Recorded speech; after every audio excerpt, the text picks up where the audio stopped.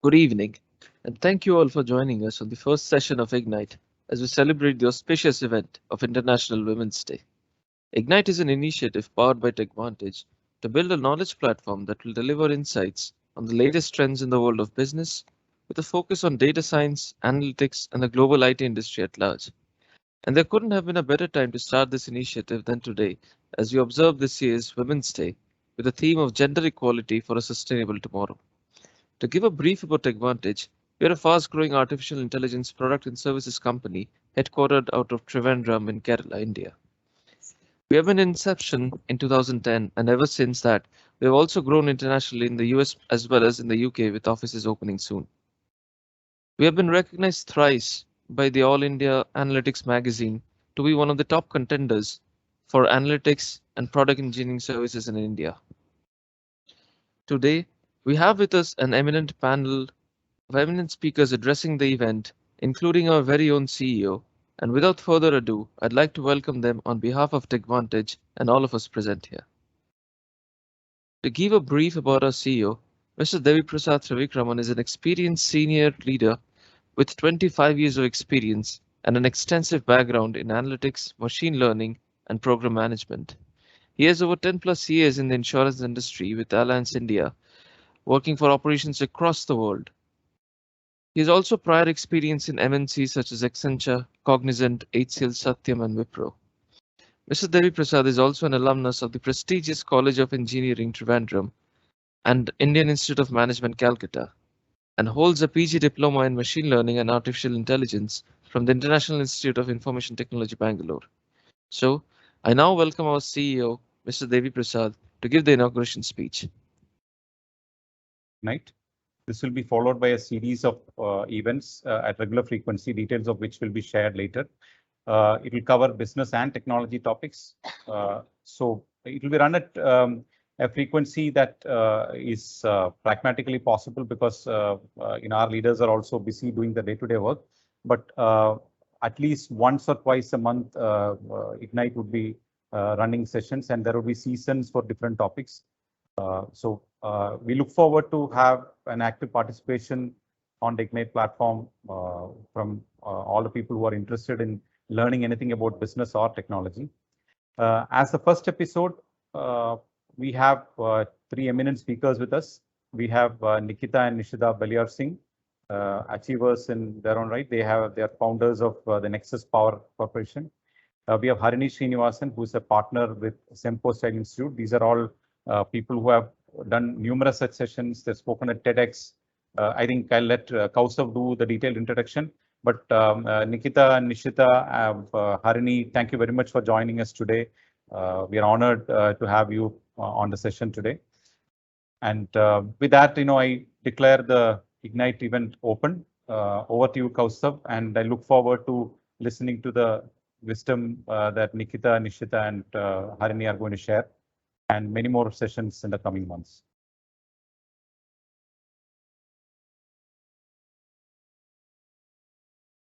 Thank you, Devi, for the inauguration speech and sharing the mission and vision of Ignite and Techvantage. Next, we welcome and thank our esteemed speakers, Ms. Nikita and Nishita Baliarsingh and Ms. Harini Sreenivasan. Thank you for gracing our first episode of Ignite with your presence. As our first guest speaker for the evening, let me present before you Ms. Nikita Baliarsingh and Ms. Nishita Baliarsingh, co-founders of Nexus Power and Forbes Under 30 alumni. The 23-year-old Orissa twin sisters are making their mark in the automobile industry by presenting a breakthrough technology that has the potential to significantly expand India's electric vehicle market. The twins were inspired to help the Indian industry grow and accept electrical vehicles while also saving the environment. However, they are one of the few women working in the industry, particularly in the manufacturing sector. Nikita and Nishita, I invite you to take the stage.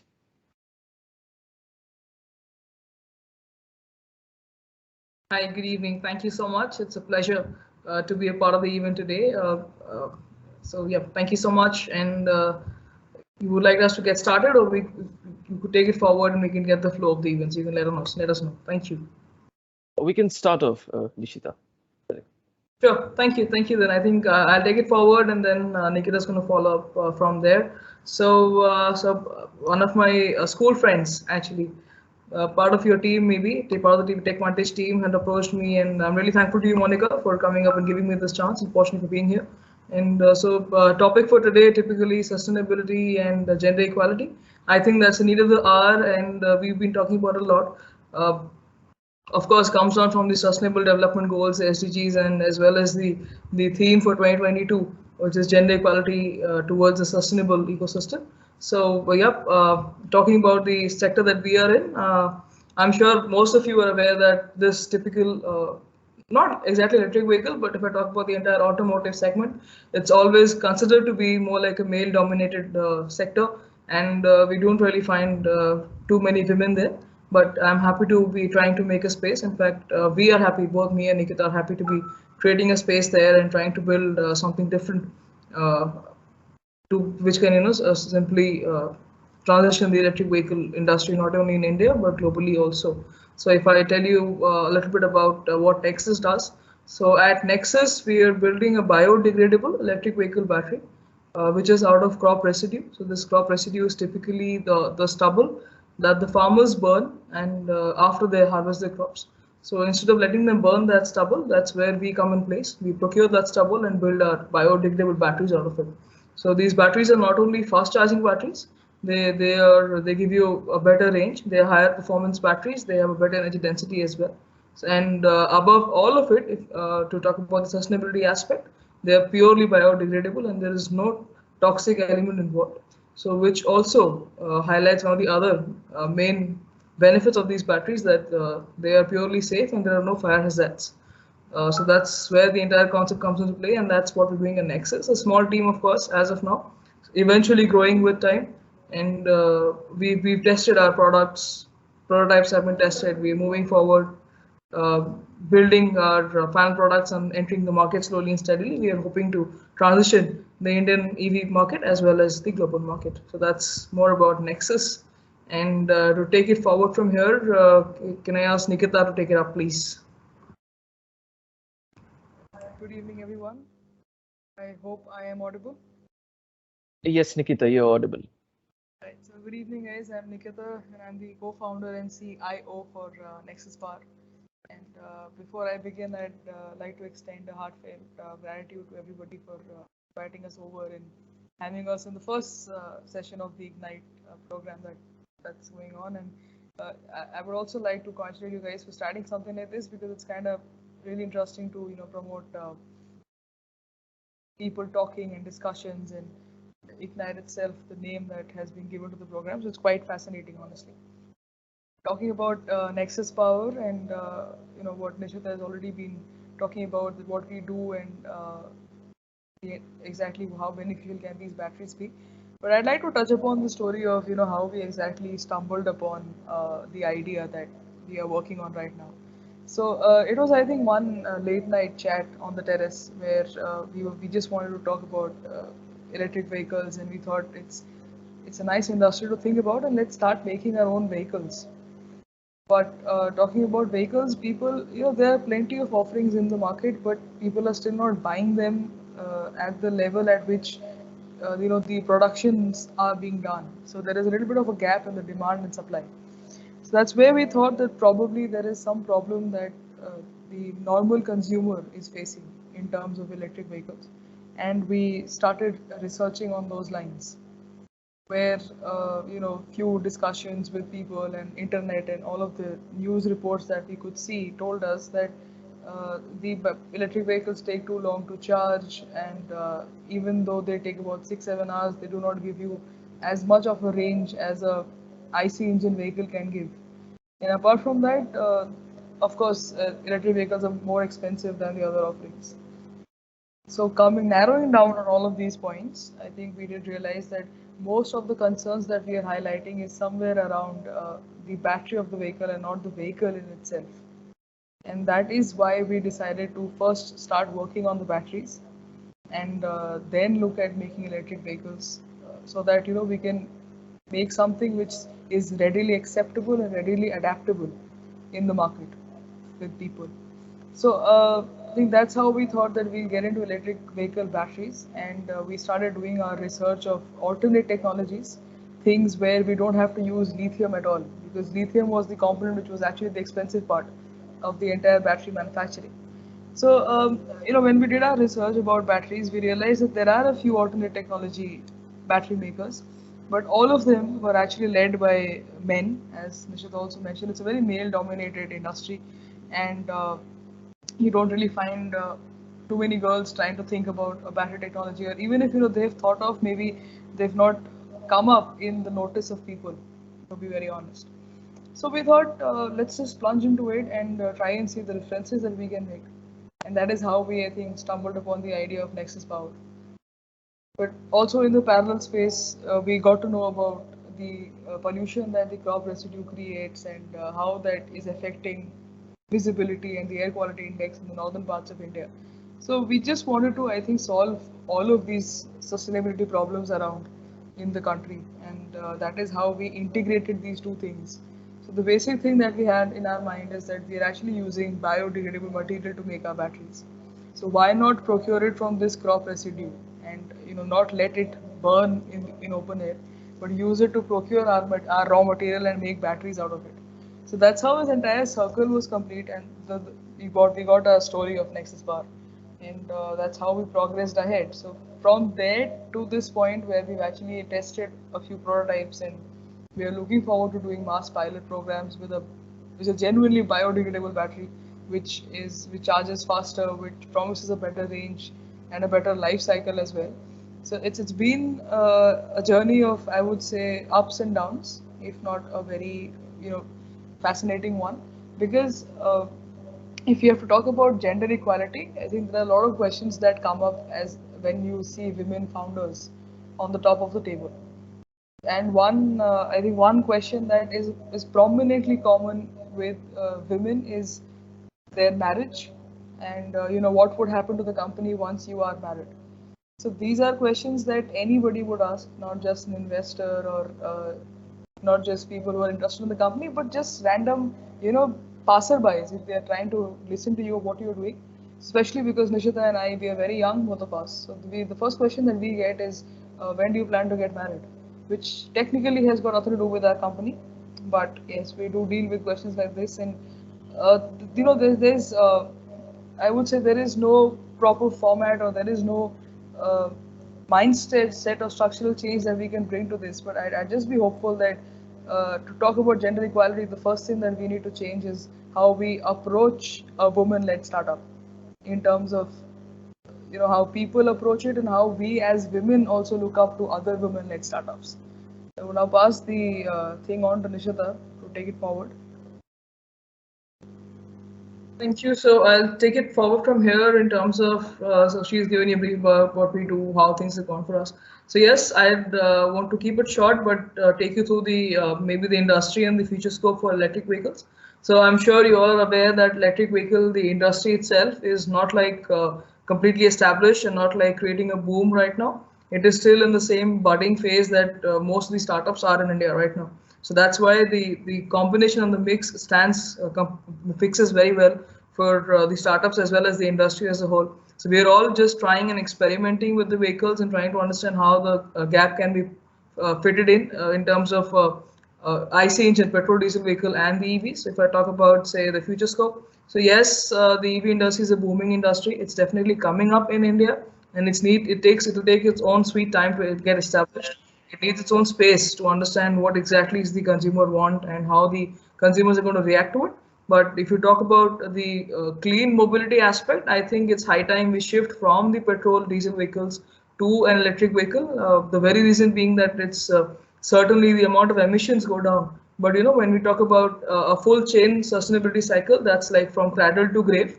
And by cradle to grave, I mean from right from the birth of the product, which is from procuring the raw material to making the finished product to using the product and then finally disposing the product. So that's a full cycle life cycle for a product, which is from cradle to grave.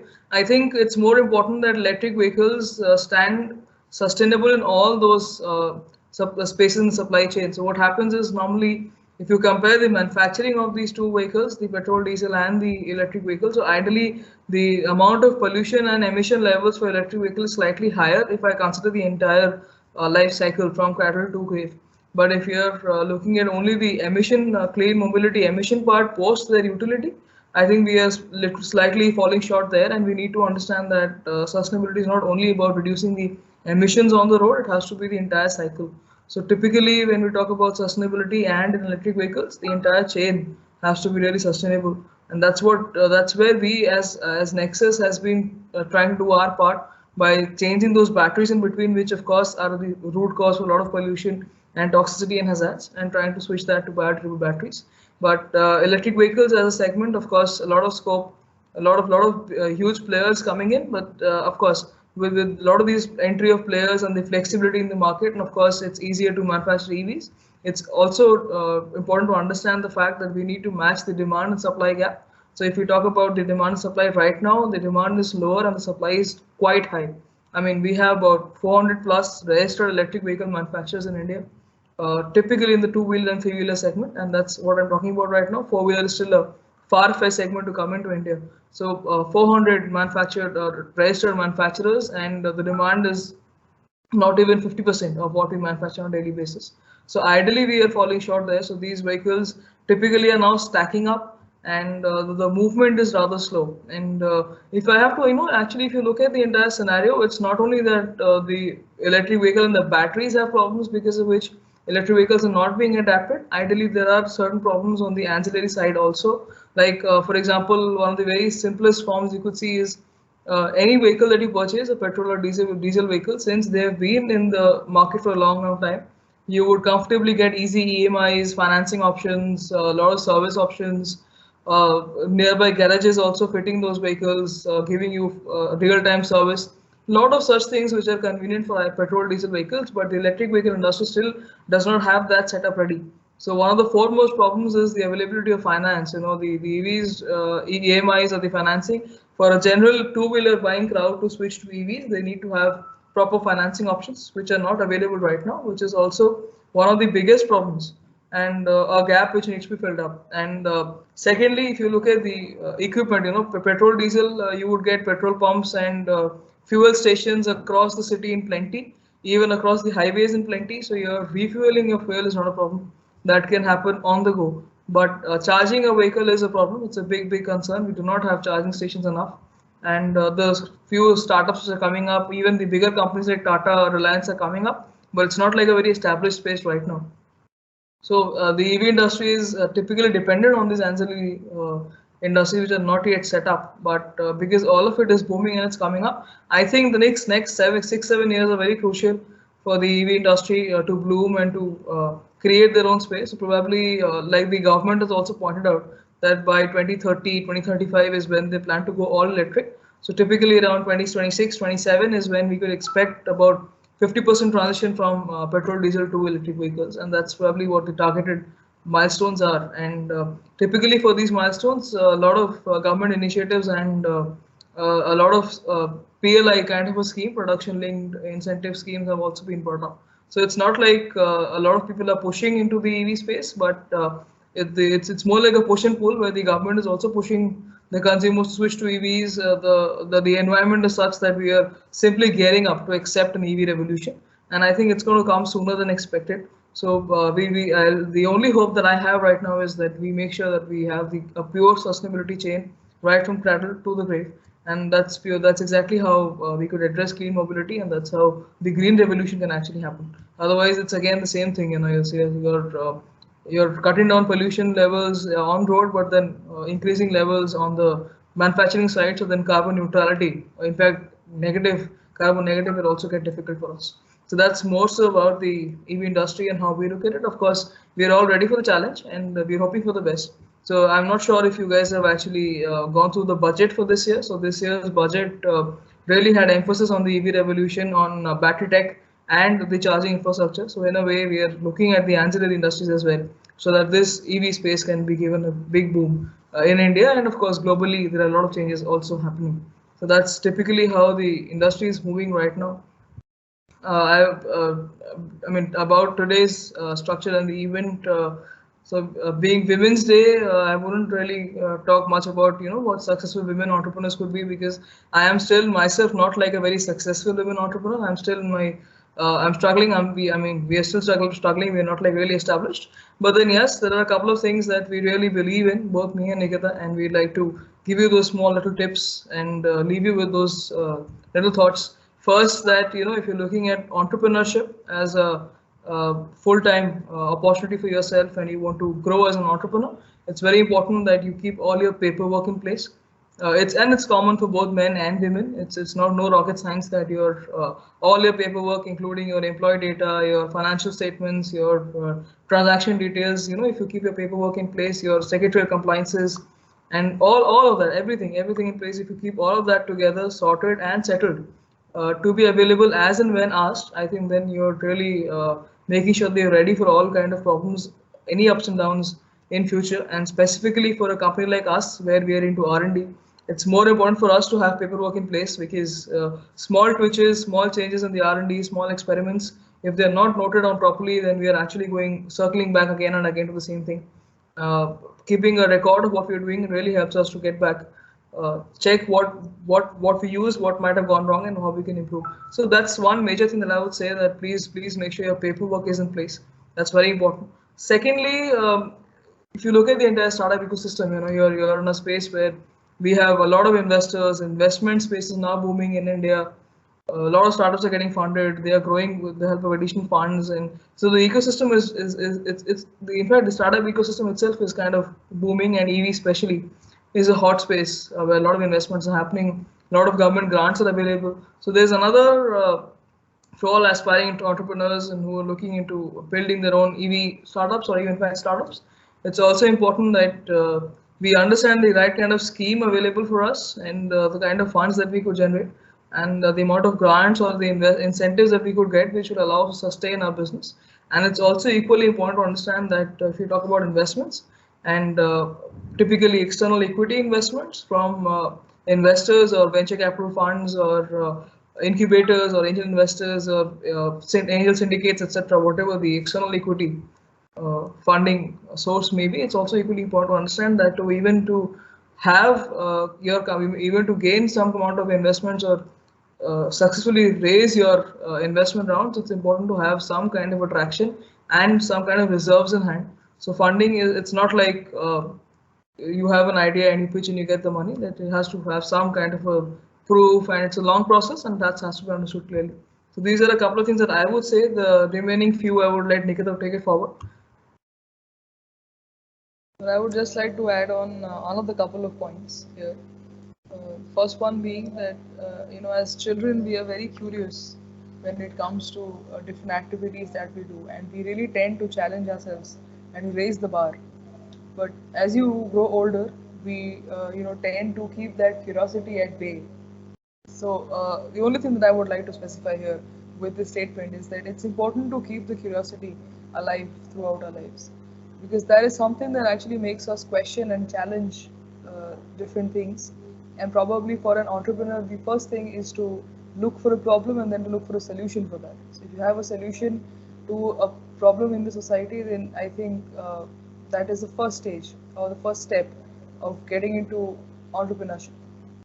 So please keep challenging yourselves, keep your curiosity alive, because there's this phrase that both Nishita and I believe in, which is a ship in the harbor is safe, but that is not what it is built for. So go ahead and challenge yourselves and try to look for things that you probably might end up having solutions for. Second and the last thing that I would like to say here about entrepreneurship specifically, which is ideally nothing to do with say men or women or even the young or the old. It's this is something that I learned out of my journey, which is entrepreneurship is not just about having enough amount of finances or having the right team or having a very innovative or a kick-ass idea. It is so much more about the emotional strength that the founders have, because it's a journey which is not linear in emotions. There are highs and there are lows throughout the tenure, and you will have to keep yourself very, very balanced. So your emotional graph has to be linear in terms of your emotions, basically, and that is something that keeps the founders grounded. It also keeps the team and the other auxiliary stakeholders of the company grounded and confident about the growth of the company. So to actually make something out of say just an idea or to build a company worth being called successful, the founders need to be emotionally very, very stable. And this is something that both of us believe and also follow. So I think that's all from my end. That's more or less everything that I had to say, and I'm sure Nishita has also concluded what she had to say. So thank you so much for having us here, and I would now pass it on to the host and the anchors for the event. Thank you, Nikita and Nishita. With oil prices shooting the roof and global energy vis-a-vis the climate crisis at large, we have entrepreneurs like Nikita and Nishita to take up the clean energy initiative. I think we can all appreciate them for taking this bold step towards a sustainable future. Next, we have our second speaker for the evening, Ms. Harini Sreenivasan, partner at Simcostel Institute, India. She's a firm believer in taking control of one's future and considers resilience to be a valuable life skill. A business transformation evangelist, a design thinker, a neuroscience enthusiast, and a behavioral scientist who specializes in maximizing human potential in organizations. Her capacity to influence both industry and academics is aided by her positivity and ability to drive engagement with individuals. Her keynotes and TEDx presentations are where she tells her story. With that, I invite Ms. Harini to address the session. Thank you so much, Kaustav and Team Techvantage. And it's a pleasure for me to be in the first episode of the Ignite series. By design or default, invariably, I become a test case for a lot of such series. I happen to be on the first episode. Fortunately, wherever I have been a guinea pig and tested, those series have done very well. So I'm sure this also is going to have some amazing, brilliant speakers. So at the outset, and I'm going to keep this very, very short, right? So at the outset, before I get into my talk as such, I wanted to wish all the women on this platform a happy International Women's Day, and all the men who are watching today, this day too shall pass. On that light note, let's get started. Okay, so I wanted to break the bias right up front, and I've been brought up in a way of gender neutrality. So whether it has been my very young childhood days, or whether it has been my teenage days, or back at work, and now I'm on the second half of my life. So whatever that has been, I have only seen gender neutrality. So somebody was talking today about there was a LinkedIn post where I actually commented. A friend of mine was talking about the gender neutrality or importance of women. It should move from something like a cricket team, and it should be made as popular like a game of football. And someone had commented on that we are actually right now, women are like football, and we are getting tossed around all over the place. My retort to that was very simple. If we continue to assume that we are the football or the cricket ball, and we put on ourselves that we are the lifeless ball in the game, which is getting tossed around, so be it. We will get tossed around. But if we assume that we are the players, the power is in our hands to toss the ball around. So when it's a game of life, I think men and women are all players. So it is a level playing ground all along. It has been a level playing ground. I think there were times when women chose to be the ball or the bat and did not want to be the players in the ground. And that's when the problem started. So I want to quickly now jump into context, and I want to talk about work-life balance and mental health in the context of how women perceive it, because today happens to be International Women's Day. I want to talk about it in that context, but otherwise it is a very gender neutral topic, and whatever I'm going to say is also going to be very gender neutral. There's nothing gender specific. But in this context, I want to drive home that relevance, because there are a lot of times where women make a choice of whether they ought to feel happy about what they have done or not. So it's all a question about, do you want to be the ball on the cricket ground or on the football ground, or do you want to be the player, right? So when we talk of work-life balance, first of all, I want to break a few myths. So normally when people talk about work-life balance, we get a lot of advice, most of which is armchair advice. And people tell us that to bring about work-life balance, you ought to be very organized and you have to schedule your day. That's a myth. If you schedule your day, you will have work-life balance. That's a myth. The reality is anything can happen the very next moment. No matter how much you schedule your day, your activities, your tasks for the day, something else can creep in. It can hijack your time for the rest of the day and all your schedule goes up for a toss. So how does one deal with this situation when you've scheduled your day right in the beginning, in the morning, but not even 10% of your day progresses as per your schedule and you're off track completely? What do we end up doing? We end up reflecting on that. And then we say, oh my God, what a horrible day. Everything went out of gear and I did not achieve what I meant to achieve today. And when you're looking at that in retrospective, I think it's important for us to keep telling our subconscious mind that it's not my failure that the day did not go as per the schedule. So probably we need to rethink and say that scheduling your day will give you better work-life balance is a myth. I started off with a plan, but I had to change my plan because other things took priority. It's the same thing, but when you look at it this way, when you look at it in a way that makes it feel positive, you're actually driving a feeling of positive psychology to your subconscious mind. Look at it this way. I planned 10 things in a day. I did 2 things. Something else happened. One way of looking at it is I had planned 10 things in a day and out of which only 2 things got done. What a horrible day it has been and I have not been able to do well. That's one way to look at it. Another way to look at it is I had planned 10 things. 2 things happened as per my plan, but the rest of the time there was a crisis which I handled and I have resolved it.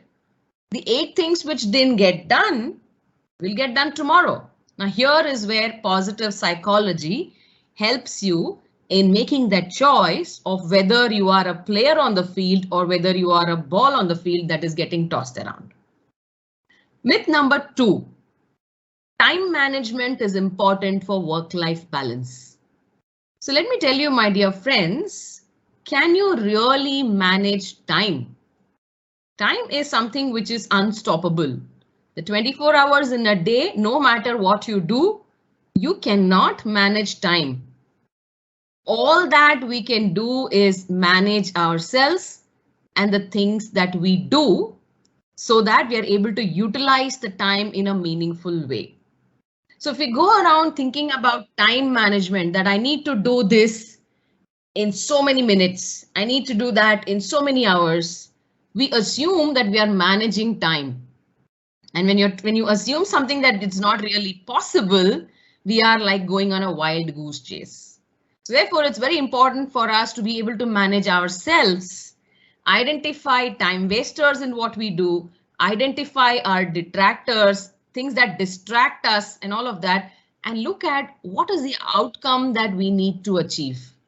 And I think managing ourselves or self-management in a way or managing our routines is more important than time management. So 2 is if you're good at time management, you get a better work-life balance. That is a myth which we have broken. The fact is, the reality is there is no such thing as time management. One cannot manage time. All that one can do is manage oneself. Myth number 3 is that everyone has the same idea of work-life balance. That's myth number 3. In fact, everyone has a very different idea of everything on this planet. The moment we are born, each of us has choices we make. Each of us has decisions we take about ourselves. The moment we are born, even a day-old infant will decide when to cry for milk and when to give signals for hunger and for several other things. That's a choice that individuals make. So there is a choice that each person makes about what according to them is a meaningful day. So that's the third myth. So if you expect that your most productive hours are early morning, it may not be true for the others in your team. Or it may not be true for your boss. So you'll have to figure out how you plug and play your definitions of productive hours in a day with what is the outcome that the team would desire with what is the what are the productive hours for everybody else in the team, so that together all of you are able to achieve that goal. Myth number 4. I think myth number 4 is the biggest myth. You can compartmentalize your day. I've heard a lot of people giving advice that ensure that you have fixed working hours. Start your work day at 9 a.m. Shut down your laptop by 6 p.m. And after 6, do not take any work calls. Do not open your laptops. Reality is you cannot compartmentalize your day. Try however hard you may. It may work sometimes, it may not work on some other days. So if it does not work on some other days, if it does not work every other day, there's no point saying that that's possible. So that is definitely a myth. Compartmentalizing your time is a way to achieve work-life balance is a myth. The reality is we have 24 hours in a day and we have several things to do. Some of which is of a professional nature, which is related to work. Some of which is a personal priority, which is related to certain commitments I have towards myself, my family, and my home. And some of which are times that I need for my biological activities. I need time to eat. I need time to go for my walks, exercise, fitness. I need time to sleep. And remember, the time that you need for yourself cannot be compromised. If your body demands food, you need to give it. If your body demands sleep, you need to give it. If your body demands solitude for you to rejuvenate your thinking and to refresh yourself, you need to give it. You cannot use that time for something else. So at the same time, you cannot decide on compartmentalizing your time. You cannot say after 6 o'clock, I will not take work calls. What if there is a crisis? And what if you're accountable for something? Because of and when you do something, your crisis will be averted. You cannot run away from it. You cannot shy away from it. I come from a neuroscience background. I'm a behavioral scientist, and I have committed myself to 0 suicides among students and young professionals. If I truly mean what I say, if I am committed to this, I have to be accessible to anyone who wants to reach out to me, who wants to vent out, who's seeking advice, no matter what time of the day or night it is. One person from the Techvantage group, Bernisha, she knows me pretty well for a long time and she knows how quick my response is. Now, if I were to compartmentalize my day saying I will talk to Bernisha on things like this, or I will talk to my student friends, young professional friends only from this time to this time, suicidal tendencies don't go by a calendar. And if I'm not available for that person at that moment, you never know what could have happened or what could happen. Then am I being truthful to my commitment? Am I being realistic to my commitment? No. So the simple fact is there is no such thing as compartmentalization of time. That's a myth, and compartmentalization of time gives you work-life balance is a bigger myth. So having spoken about these 4 myths, I want to quickly summarize here because this was scheduled to finish at 6:45, so I just don't want to take away too much of time, but I want to leave you with this thought. If all these so-called productivity, work-life balance methods are all myths, then is work-life balance itself a myth or is it a reality?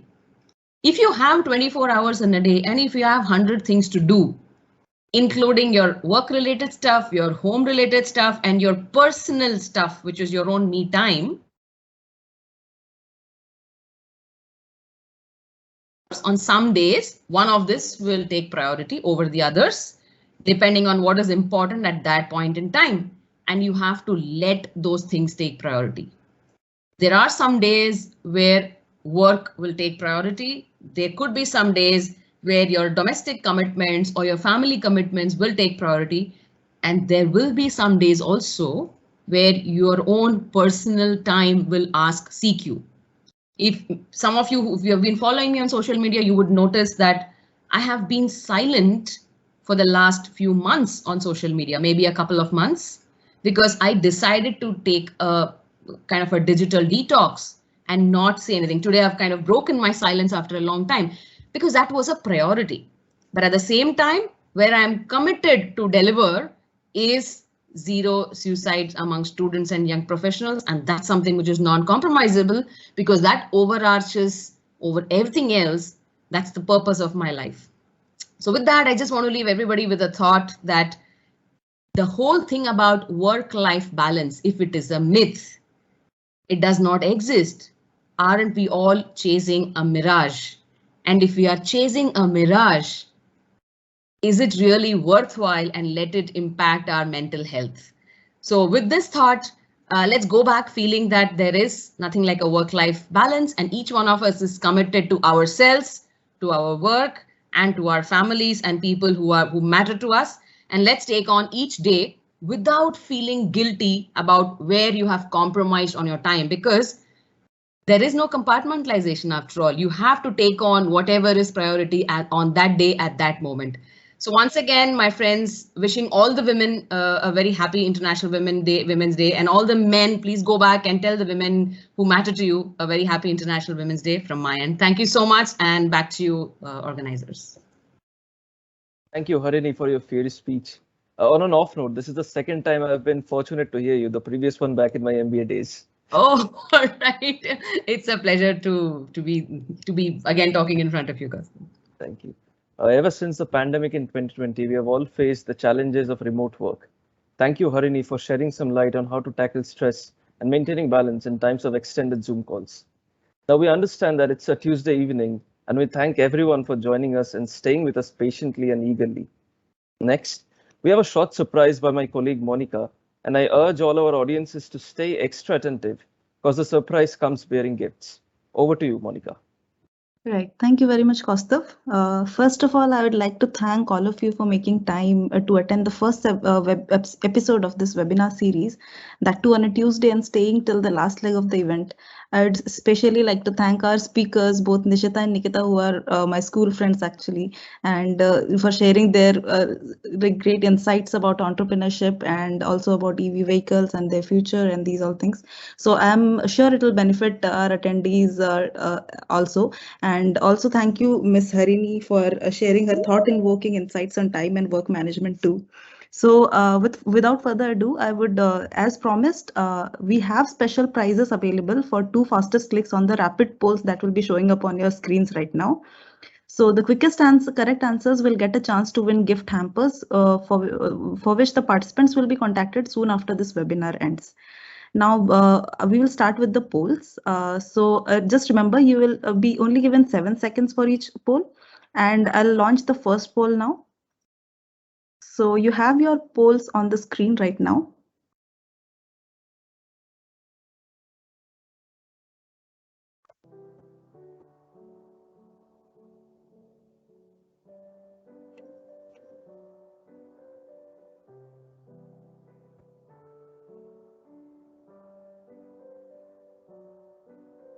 So time is up for the first poll. Now we have time for second poll.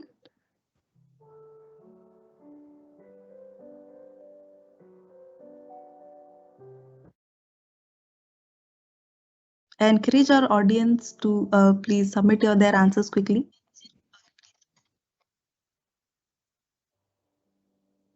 The second poll is closed now. So it's time for the third and last poll for the day. So you have it on your screens right now.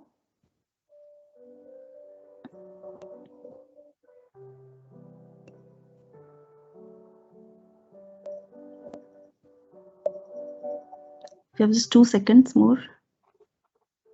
And the poll is closed now. So with this, we are done with the polls for this event. Due to time crunch today, we could only do a poll, as we understand that everyone made time despite a very busy schedule. In the upcoming sessions of Ignite, we have more fun events and games for which I would encourage all present today to stay tuned with us further. I would also suggest all of you to follow our LinkedIn and Instagram handle, wherein we will be posting more fun quizzes and games in the coming days before we host our next webinar in April. So with this, I pass this over to Kaustav again. Kaustav, over to you. Yeah. For hosting the rapid fire round. I'm sure the lucky winners will be excited to know their names. Now, as we come to the end of our session, we have our Managing Director, Ms. Jija Gopinath, to deliver the note of appreciation. As a quick introduction, she's an experienced entrepreneur and lead data scientist with over 15 years of industry experience. She holds a Bachelor of Technology in Electronics Engineering from the College of Engineering, Chenganur, and postgraduate diploma in data analytics from the International Institute of Information Technology, Bangalore. She has consulted with several Fortune 500 companies and has a deep expertise in the application of artificial intelligence across industries like retail, banking, insurance, and financial services, with prior experience in MNCs like Tesco, Infosys, and Cognizant. With that, I welcome Ms. Jija to take the stage.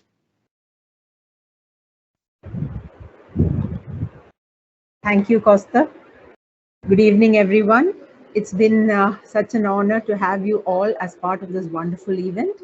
I'm so glad we are able to launch this project today on International Women's Day. As you all know, we are living in exciting times. Today, we have sightseeing missions to space. We are defeating pandemics, and we women are a part of all these exciting happenings. But there needs to be more, and Techvantage has always made a concerted effort to encourage women pursue careers in niche technology areas, and this is a step in that direction. On behalf of the organization, I would like to extend my heartfelt gratitude to our esteemed guests, Ms. Nikita and Nishita and Ms. Harini Sreenivasan. It was a delight listening to them. Ms. Nikita and Nishita, you're doing so much pioneering work in such an interesting area, sustainable energy, and two problems tackled at once, pollution caused by stubble burning and fossil fuels. The right step towards a clean and green India, which is a dream for all of us. We really wish you all the very best in achieving the pinnacle of success. And Ms. Harini, your words radiate positivity. It was just a pleasure listening to you. Let's all toss that ball around and be the players. So glad to hear the various work-life balance myths busted, especially when you said being totally organized is not the magic elixir to work-life balance. So true. And really happy today is the day you decided to break your digital silence. So once again, a big thanks to our esteemed guests. Also, a big thank you to all the participants who made this event a memorable one. And special thanks to our wonderful team here at Techvantage for taking the seed of an idea to the joys of the journey to achieve fruition. We look forward to all of your participation in the future episodes of Ignite. Thank you one and all. And once again, a very happy Women's Day. Thank you. Thank you, Jija, for the note of appreciation. Now, as we close in on our event, we thank all of you for joining us on the first session of Ignite powered by Techvantage. Stay tuned for the next episode of Ignite on our LinkedIn and Instagram handles to be hosted in the coming months. Thank you again, and wishing you all a happy Women's Day. Have a nice week ahead. Thank you. Bye, everyone.